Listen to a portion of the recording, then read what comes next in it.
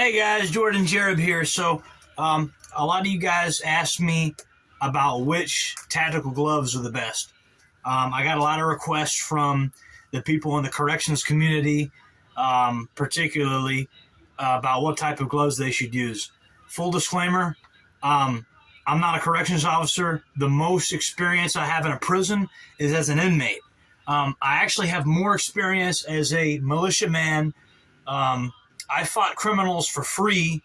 I was never paid to do it. And I'm not shitting on those of you that are paid to do it, but that's my background. So I'm just letting you know, like, up front, like, I'm coming at this from my perspective, my experience as an unpaid volunteer militiaman that used to patrol a bad neighborhood for free, not at taxpayers' expense, just as a prepared citizen. And so I can offer a unique perspective on this channel. But without further delay, let's get into the actual gloves. So these are some 511 tactical gloves. I want to say these are the screen ops gloves, but these are kind of like on the higher end. The issue with getting gloves like this is they're going to wear down. I guarantee you gloves are going to wear down, and that's why you'll see there's so many gloves in this video. This is the flagship product of Mechanix right here. Now, I want you to notice something. I keep gloves together using these carabiners, so that way one pair doesn't go off somewhere.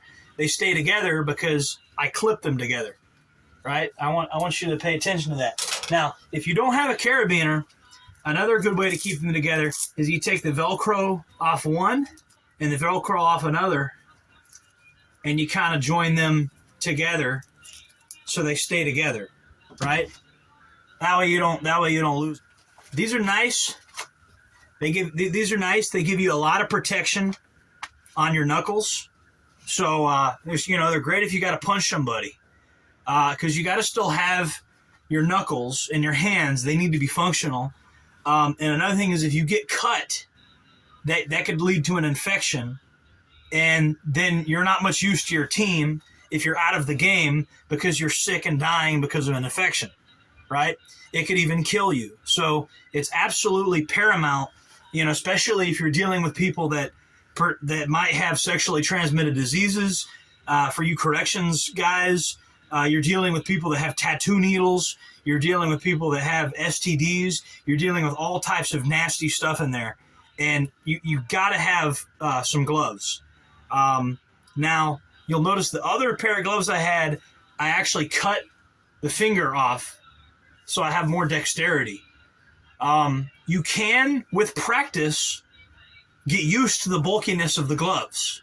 Me, on the other hand, I like to cut the trigger finger and the thumb for my right hand so I can still operate a phone, and just so I have a tactile touch sensation on those two fingers.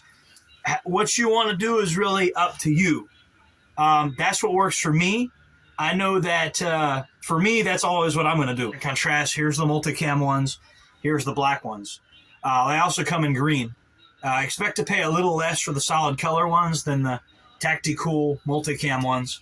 But if you're trying to keep your hands, camouflaged, like if you're autistic about your camouflage and you want your hands to be concealed, this is definitely an attractive option. Oh, I also have M-Pact, not to be confused with letter M-Pact Mechanix gloves. So these are technically more of like multi-purpose kind of gloves. These are definitely what I would put in the tactical category. They've got that coyote finish. But I would say these are the type of grip on this. It is more like this would be more like a survivalist, like bushcrafter type of glove. But you could definitely move and shoot with it. But it has that more traditional handyman grip on it. And so this is M-Pact, not to be confused with their letter M-Pact. This is the actual M-Pact spelled properly, M-Pact. So there's that. I had these for a while. Firm grip, right? And here's another one from Firm Grip. And I want you to notice something.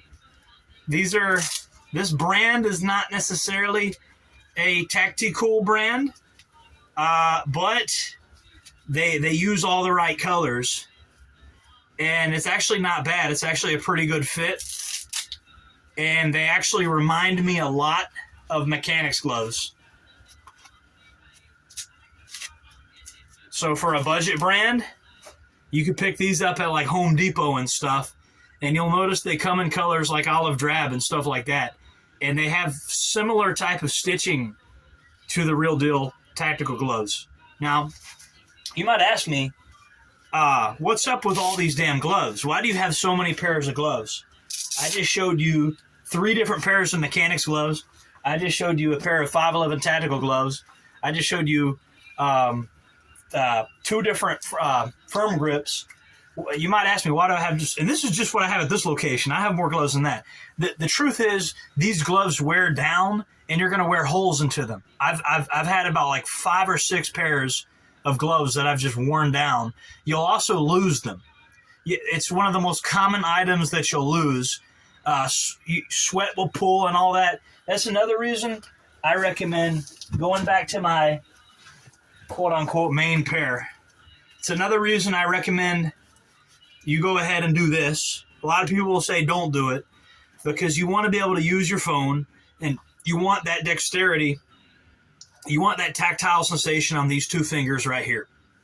You want it on at least one hand, on your dominant hand. I wouldn't do it on the other hand, but I would do it on your dominant hand. That's what I'm recommending. You'll be less likely to take them off, and therefore you'll be less likely to lose them.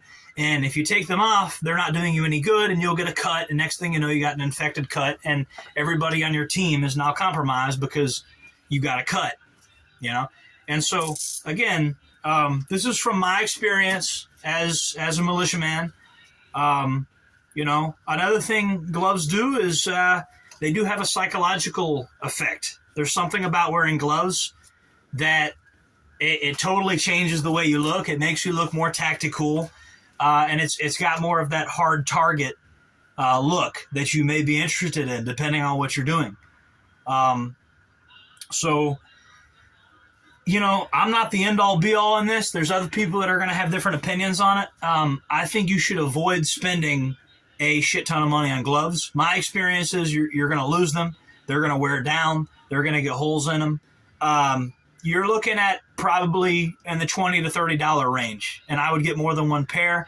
And I know that sucks because who wants to buy a bunch of pairs of gloves? You know what I mean? But that's just kind of the way it is. You know, you got to have multiple pairs. That way you can manage the wear and tear on multiple pairs as well. And I recommend you have multiple pairs of boots for the same reason. So that way you can cycle through them, and the wear and tear on them goes slower. But, you know, yeah, have a good collection of gloves, and let me know in the comment section what you guys think is the best glove. I kind of like those pig ones. I've seen them before.